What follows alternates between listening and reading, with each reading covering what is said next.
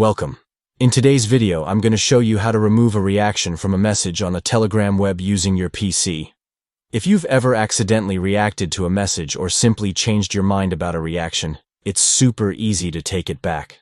Let's dive into the steps. First, open your browser and go to web.telegram.org. Log in with your phone number if you're not already signed in. Once you're logged in, you'll see your list of chats. Go ahead and find the conversation that contains the message with the reaction you want to remove. After opening the chat, scroll through the conversation to locate the message with the emoji reaction. You'll see the emoji just below the message. That's the reaction you're looking for. To remove the reaction, simply click on the emoji. When you click on it again, it will be removed from the message.